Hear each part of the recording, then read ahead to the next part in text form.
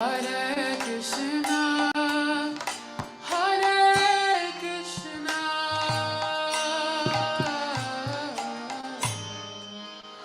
Krishna Krishna, Hare Hare, Hare Rama, Hare Rama,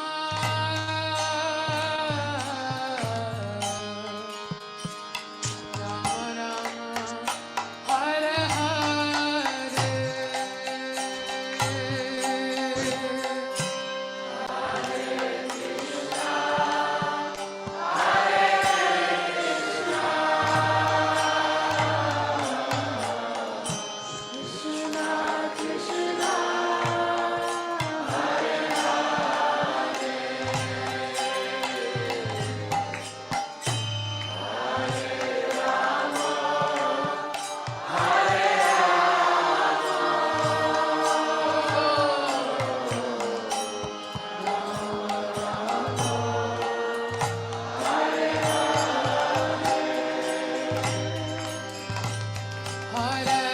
Hare Krishna, Hare Krishna,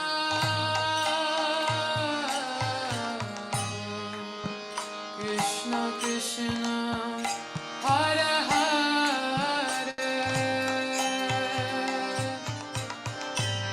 Hare Rama, Hare Rama,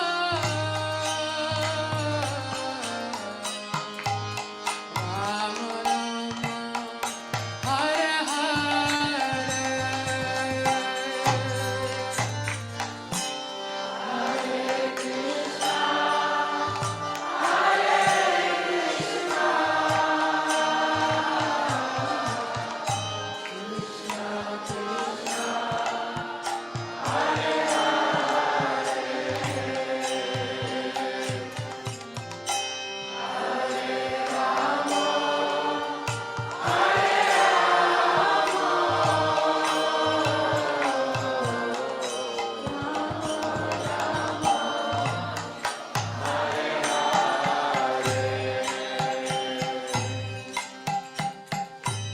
Hare Krishna, Hare Krishna, Krishna Krishna, Hare Hare, Hare Rama, Hare Rama, Rama Rama, Hare Hare. Hare Krishna,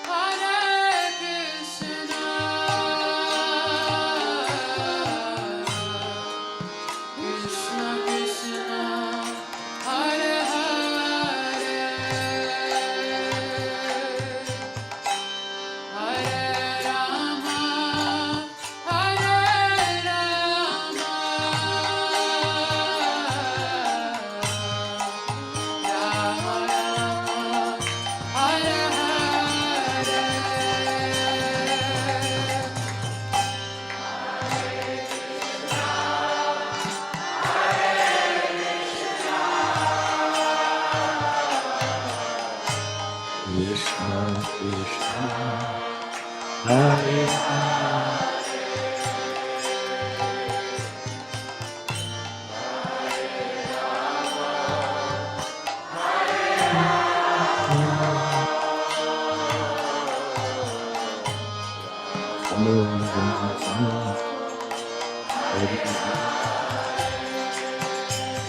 Among the Bhagavad Gita.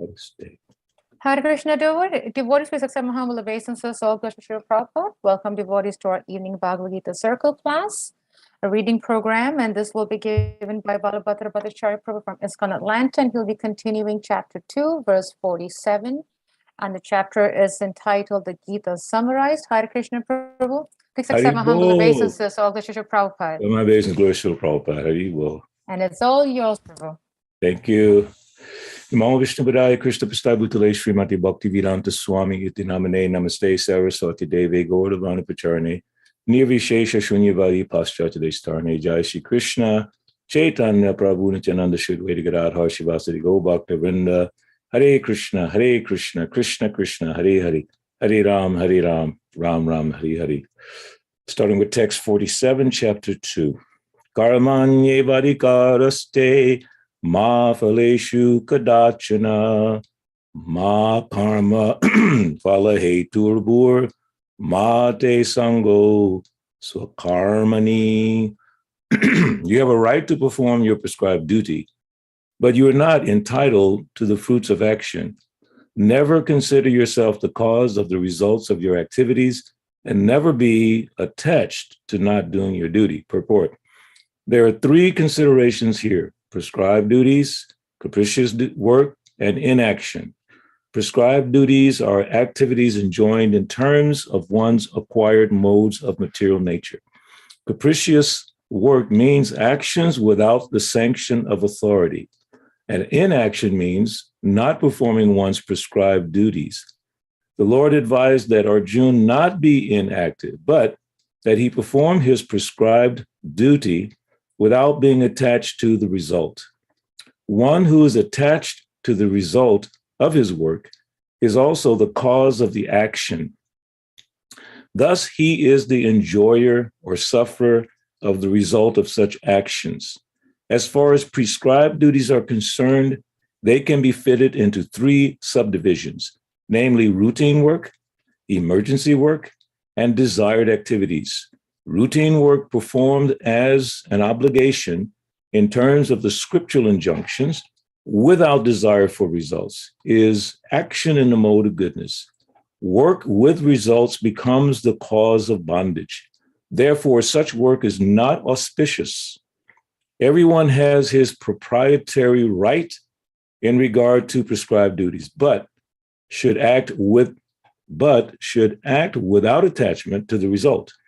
Such disinterested obligatory duties doubtlessly lead one to the path of liberation. Arjuna was therefore advised by the Lord to fight as a matter of duty without attachment to the result. His non-participation in the battle is another side of attachment. Such attachment never leads one to the path of salvation. Any attachment, positive or negative, is cause for bondage. Inaction is sinful. Therefore, fighting as a matter of duty was the only auspicious path of salvation for Arjuna. Text 48. Yogastha kudu karmani sangam taktva dhananjaya sitya siddhyo samo bhutva samatvam yoga uchate. Perform your duty equipoised, O Arjuna, abandoning all attachment to success or failure. Such equanimity is called yoga. Purport. Krishna tells Arjuna that he should act in yoga. And what is that yoga? Yoga means to concentrate the mind upon the Supreme by controlling the ever-disturbing senses. And who is the Supreme? The Supreme is the Lord. And because he himself is telling Arjuna to fight, Arjuna has nothing to do with the results of the fight. Gain or victory are Krishna's concern. Arjuna is simply advised to act according to the dictation of Krishna. The following of Krishna's dictation is real yoga, and this is practiced in the process called Krishna consciousness. By Krishna consciousness only can one give up the sense of proprietorship. One has to become the servant of Krishna or the servant of Krishna.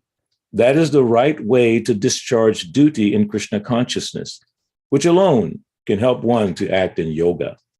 Arjuna is a Kshatriya, and as such, he is participating in the Varnashram Dharma institution.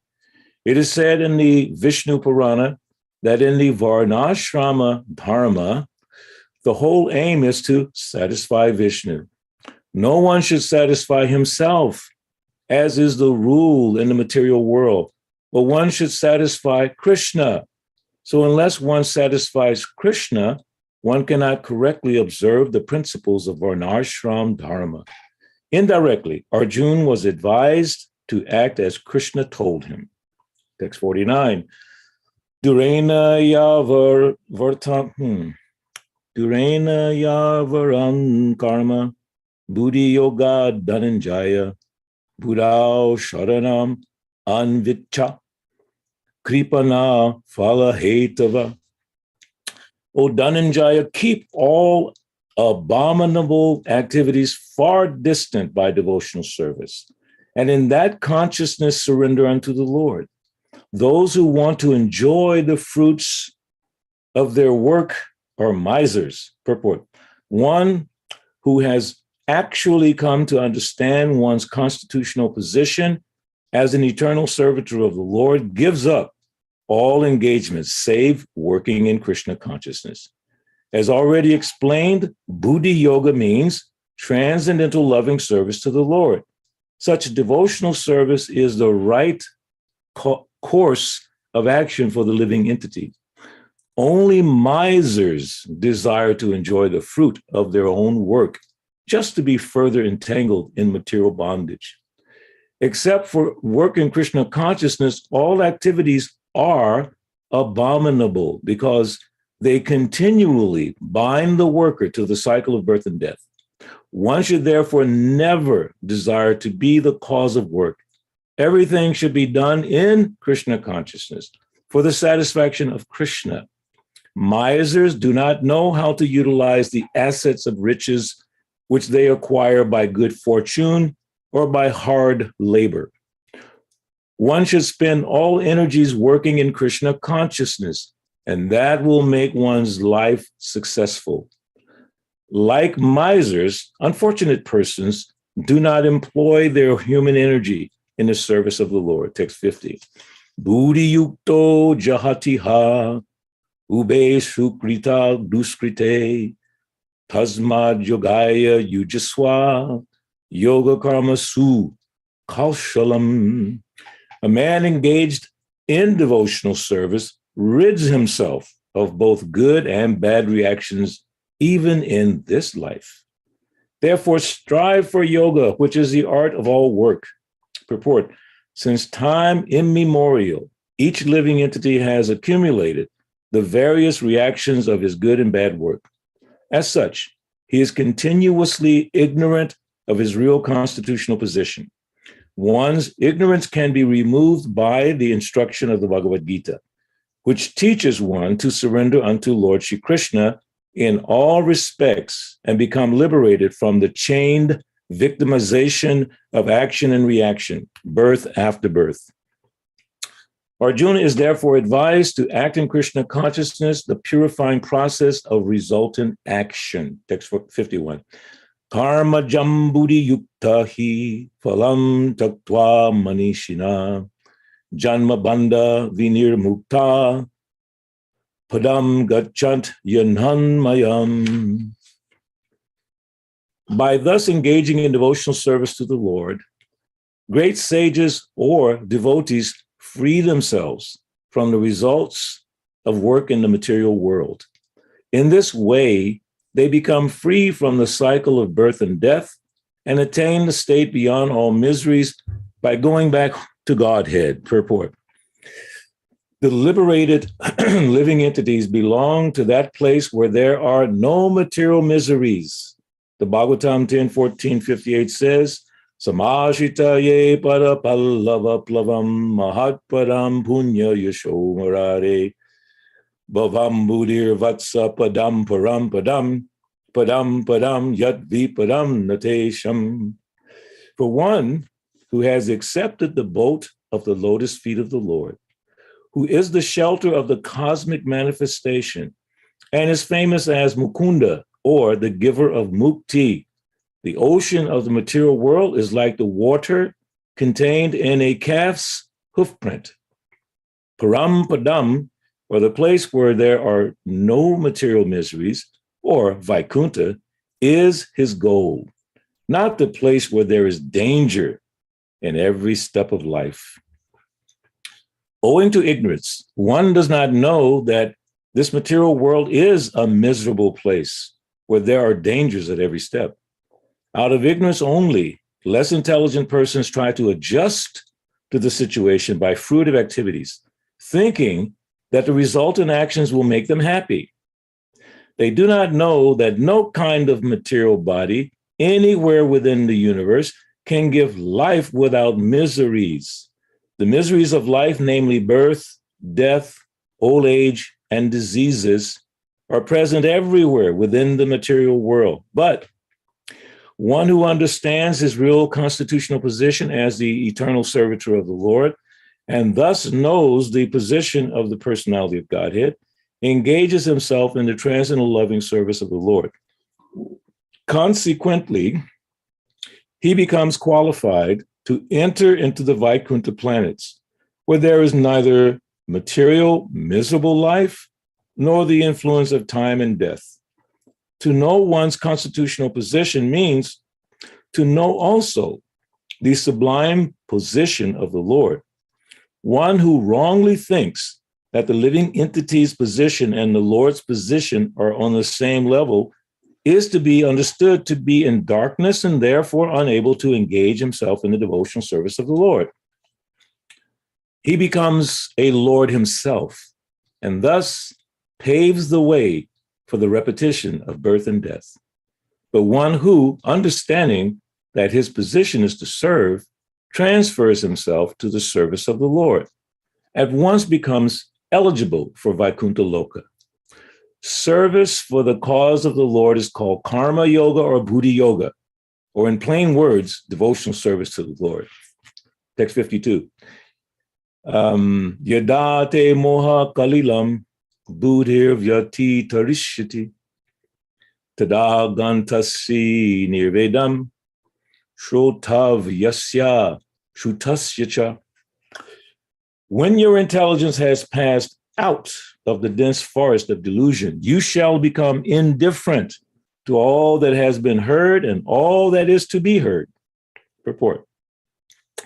There are many good examples in the lives of the great devotees of the Lord of those who became indifferent to the rituals of the Vedas simply by devotional service to the Lord. When a person factually understands Krishna and his relationship with Krishna, he naturally becomes completely indifferent to the rituals of fruitive activities, even though an experienced Brahmana. So Madhavinda Puri, a great devotee and acharya in the line of the devotee, says, Sandhya Vandana Bhadram Astu Bhavato Bho Snana Tubhyam Namo Bhu Deva Pitarascha Tarpana Vidhao Naham Shama Shamyatam Yatra Kwapi Nishadya Yadava Kulotam Sasyas Kamsa Dvisha Smaram Agam Harami Tad Alam Manye Kim Anyena Me. O my prayers 3 times a day, all glory to you. O bathing, I offer my obeisances unto you. O demigods, O forefathers, please excuse me for my inability to offer you my respects. Now, wherever I sit, I can remember the great descendant of the Yadu dynasty, Krishna, the enemy of Kamsa, and thereby I can free myself from all sinful bondage. I think this is sufficient for me. The Vedic rites and rituals are imperative for neophytes, comprehending all kinds of prayers 3 times a day, taking a bath early in the morning, offering respects to the forefathers, etc. But when one is fully in Krishna consciousness and is engaged in his transcendental loving service, one becomes indifferent to all these regulative principles because he has already attained perfection. If one can reach the platform of understanding by service to the Supreme Lord, Krishna, he has no longer to execute different types of penances and sacrifices as recommended in revealed scriptures. And similarly, if one has not understood that the purpose of the Vedas is to reach Krishna and simply engages in the rituals, etc., then he is uselessly wasting time in such engagements. Persons in Krishna consciousness transcend the limit of Shabda Brahma, or the range of the Vedas and Upanishads. Text 53. Shruti vipratipanate yadasta shakti dishala samadhav achala buddhis tada yogam avapshasi. When your mind is no longer disturbed by the flowery language of the Vedas, and when it remains fixed in the trance of self-realization, then you will have attained the divine consciousness. Purport. To say that one is in samadhi is to say that one has fully realized Krishna consciousness. That is, one in full samadhi has realized Brahman, Paramatma, Bhagavan. The highest perfection of self-realization is to understand that one is eternally the servitor of Krishna and that one's only business is to discharge one's duties in Krishna consciousness. A Krishna conscious person or unflinching devotee of the Lord should not be disturbed by the flowery language of the Vedas, nor be engaged in fruitive activities for promotion to the heavenly kingdom.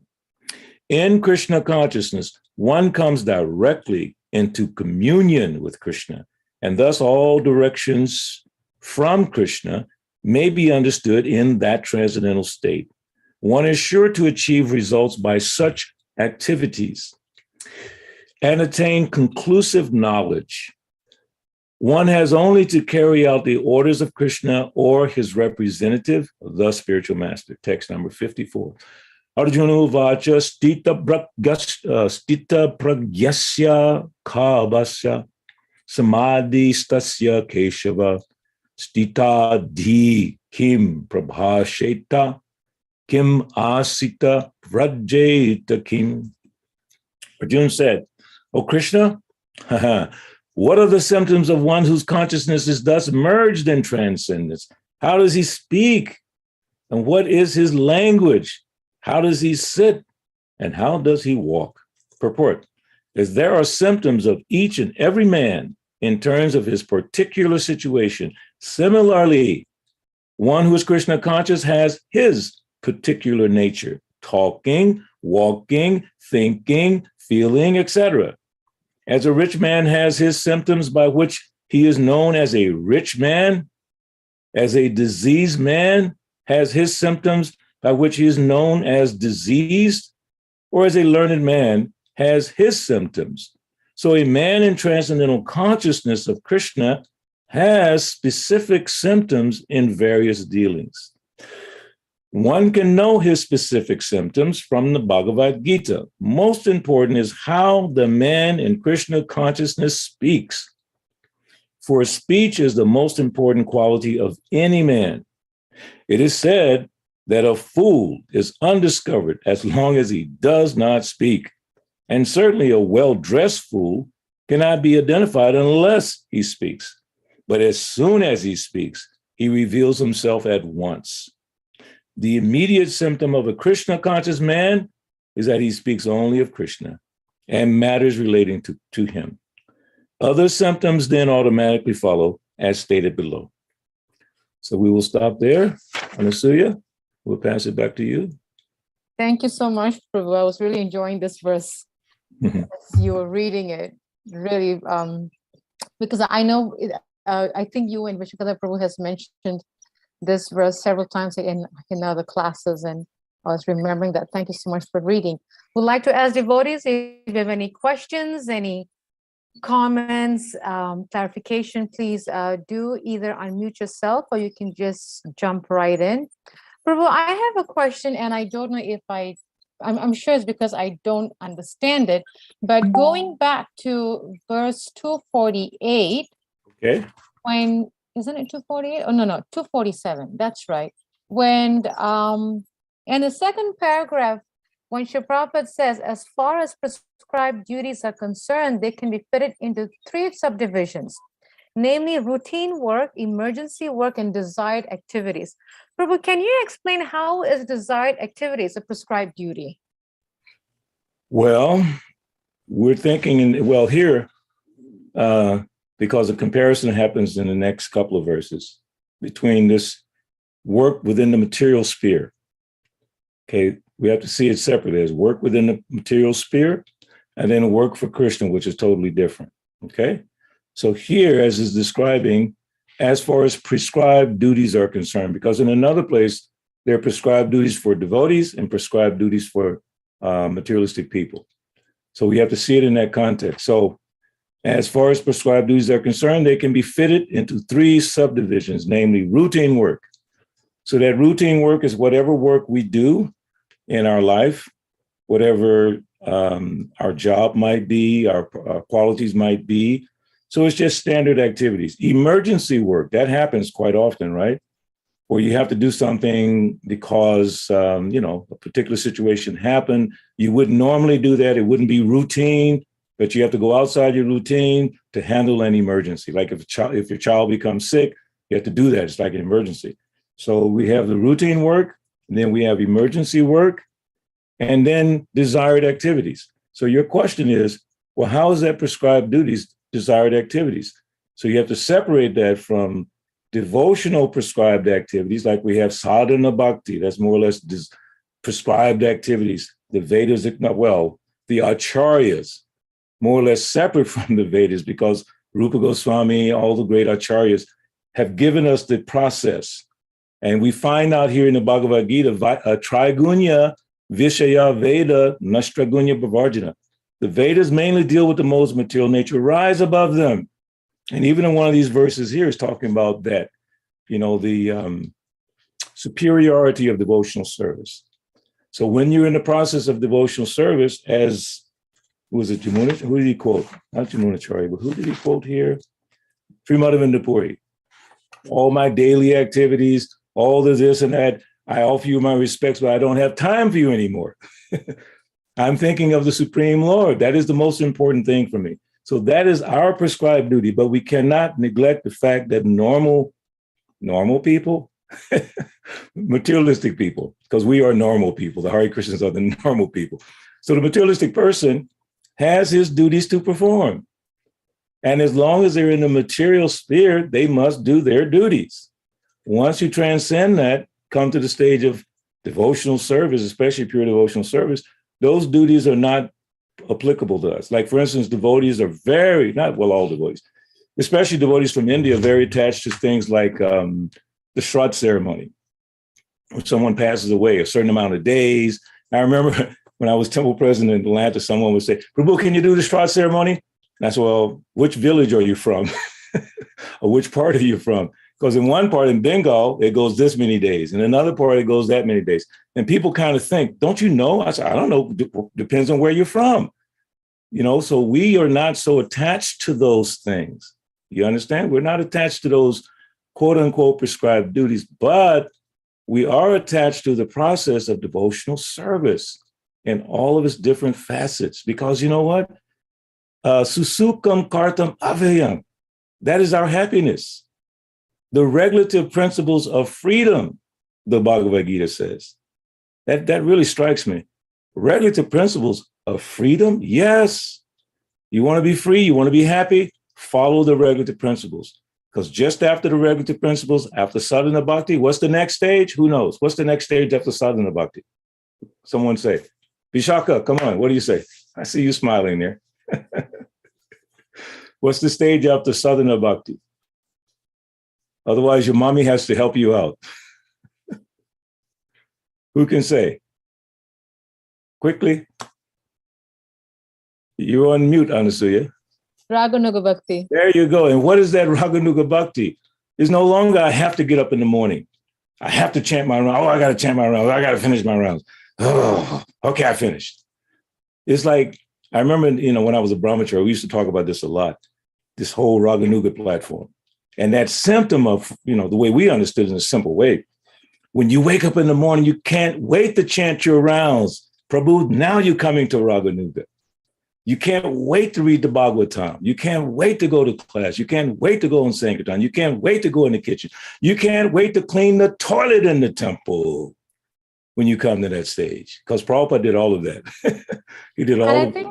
Yes, go ahead. Prabhu, the English word for it, if I remember from Nectar of Devotion, is spontaneous devotion service, right? Yes. Right. But spontaneous comes from the practice. It's like, Parikshit and I, we can spontaneously sit down by an instrument and just go for it. It's like, you close your eyes and like Stevie Wonder, just, because you practice and you practice and you practice. So when you practice devotional service with attention, it comes to that stage by the grace of Krishna, not by your endeavor, but by the grace of Krishna. Devotional service means devotional service, service with love, bhajitam priti purvakam. And then Krishna does the rest. Don't ever think it's you or me. Or we're doing this. By the things that I did, this is what's happening. No, it's how you do those things. Devotional service, Rupa Goswami says, advancement in devotional service depends on the attitude of the practitioner. What is your attitude? So that what we just read, Arjuna asks this very intelligent question, right? He says, Arjuna said, "Oh Krishna, what are the symptoms of one whose consciousness is thus merged in transcendence?" That verse right there is very important because Arjuna, he's saying that a devotee acts in a certain way. And think about it, how does he sit? And how does a devotee walk? Have you noticed how mundane people who are arrogant, how they walk? Oh, they walk like a big bully. They got their arms all pumped up, and walking around like that. And then the ladies, they walk like they're kind of thoroughbred horses, like really trotting along. And devotees don't walk like that. Devotees walk very nicely. And you know why? We try to follow Jadbard. When Jadbard was carrying that palanquin, the way he was walking, he's looking down, he's seeing the ant, and he's trying to move. He doesn't want to cause any pain, doesn't want to cause pain to the earth. That's a devotee. So in the materialistic society, there is a set of duties that people must perform. In a spiritual society, there are a set of duties that we have to perform. And they're categorically different, although the activities look the same. How do we speak? Well, how do they speak? A fool, you don't know him until he speaks. And the devotee, you know him when they speak. If you're with a devotee and all they want to talk about is the other person, how bad they are, then that's not too good. Because Prabhupada said right here, the symptom of a devotee is that they want to talk about Krishna. That is called mauna, silence. You only want to speak about Krishna. And that's how you can tell if someone's making advancement. Oh, that's how you can tell if the person loves the person. If you love a person, Prabhupada, he described this, you want to talk about that person all the time. So as we begin to love Krishna, we will be able to recognize in ourselves, and others will recognize it, whether or not we're making progress, because we'll only want to speak about the glories of Krishna. But that's a very high platform. So, it's hard to claim that we're there yet, but we should know what this. So Arjuna is saying, how does he speak? How do you know? I'm not going to spoil the nectar for Friday, because whoever's giving the reading on Friday, you get to explain what Krishna says. It's very powerful. That's on Parikshit. Okay, Parikshit, it's on you. So anything? Prabhu, there's a question here from, I believe it's Prasad. He said, Hare Krishna. He says, we work and we expect to be paid for our services as per job offer document by our employer. Curious if we feel entitled to the fruits of action job, verse 47. Read the last part of that. Yeah, he says, I'm wondering if it's a comment or if it's a question or if it's just a thought. He says, Hare Krishna, we work and we expect to be paid for our services Mhm. as per job offer document by our employer. Curious if we feel entitled to the fruits of action and job. Prasad, if you're on, you can explain, Prabhu. Yeah. So what I'm trying, I mean, the curiosity is about how do we interpret that? Like we work and we expect salary Right. or wage.